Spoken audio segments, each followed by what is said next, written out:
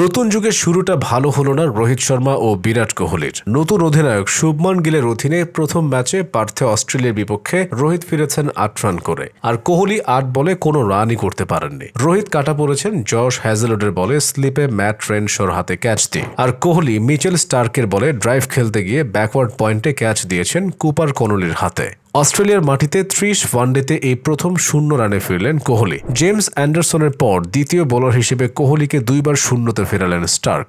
রোহিত ও কোহলি দুজনই সর্বশেষ ভারতের হয়ে খেলেছেন 7 মাস আগে। সর্বশেষ দুজনকে দেখা গেছে চলতি বছরের ৯ মার্চ আইসিসি চ্যাম্পিয়ন্স ট্রফির ফাইনালে। এরপর দুজন খেলেছেন শুধু আইপিএলে, সেটিও 5 মাস আগে। টেস্ট ও টি-20 থেকে আগে অবসর নিয়েছেন দুজন। আজ 223 দিন পর দুজনের জন্য ফেরাটা ছিল খানিকটা অন্যরকম। ভারতের সিনিয়র এই দুই ক্রিকেটারকে এই সিরিজে খেলতে হচ্ছে তরুণ অধিনায়ক গিলের নেতৃত্বে। অস্ট্রেলিয়া সিরিজের আগে ভবিষ্যতের কথা মাথায় রেখে রোহিতকে সরিয়ে গিলকে অধিনায়ক করা হয়েছে। এর আগে রোহিতের কাছ থেকে টেস্ট অধিনায়কত্ব নেন গিল। রোহিত ও কোহলি সর্বশেষ অন্যের অধিনায়কত্বে খেলেছেন 2016 সালের 29 অক্টোবর মহেন্দ্র সিং ধোনির অধীনে। এরপর ধোনির কাছ থেকে ওয়ানডে অধিনায়কত্ব যায় কোহলির হাতে। 2021 সাল পর্যন্ত তিনি ছিলেন অধিনায়ক। কোহলি থেকে যায় রোহিতের কাছে, আর রোহিত থেকে গিল। এছাড়া এই অস্ট্রেলিয়ার বিপক্ষে ওয়ানডে সিরিজ দুজনের শেষ সিরিজ হতেও পারে বলে গুঞ্জন আছে। 26 ওভারে নেমে আসা ম্যাচের লক্ষ্য ছিল 131 রান। কাগজে কলমে ওয়ানডে ম্যাচ হলেও টি-20 যুগে এ লক্ষ্যকে বড় বলার কোনো কারণ নেই।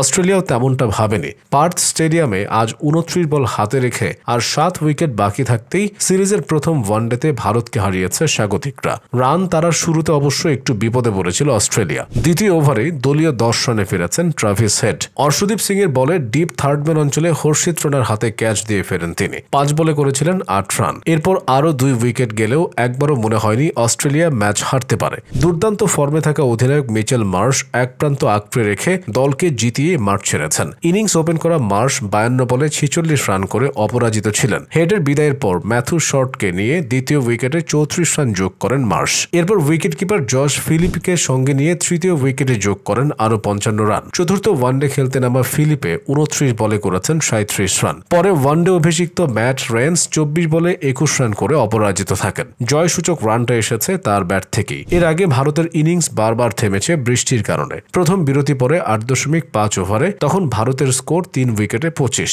অনেকদিন পর দলে ফেরা দুই অভিজ্ঞ ক্রিকেটার রোহিত শর্মা 8 ও বিরাট কোহলি 0 করে ফেরেন দ্রুতই। নতুন ওয়ানডে অধিনায়ক শুভমান গিলও 10 রানে ফেরেন। খেলা আবার শুরু হলে ম্যাচ কমে দাঁড়ায় 49 ওভারে। এরপর 11.5 ওভারে ভারতের স্কোর তখন 3 উইকেটে 37। আবার বৃষ্টি। এবার ম্যাচ নেমে আসে 35 ওভারে। 14.2 ওভার শেষে আবারও খেলা থামে। ওভার কমে আরও 3টি। 16.4 ওভারে 4 উইকেটে 52 রান তুলতে শেষবারের মতো বৃষ্টিতে থামে খেলা। এরপর ম্যাচ দাঁড়ায় 26 ওভারে। শেষ 9.2 ওভারে ভারত যোগ করে 84 রান। ইনিংস শেষ হয় 136 রানে। দলের হয়ে সর্বোচ্চ 31 বলে 38 রান করেন লোকেশ রাহুল। অক্ষর প্যাটেল খেলেন 38 বলে 31 রানের ইনিংস। ভারত 136 রান তুললেও ডিএলএস পদ্ধতিতে অস্ট্রেলিয়ার লক্ষ্য দাঁড়ায় 131। 3 ম্যাচ সিরিজের দ্বিতীয় ওয়ানডে বৃহস্পতিবার অ্যাডিলেইডে অনুষ্ঠিত হবে।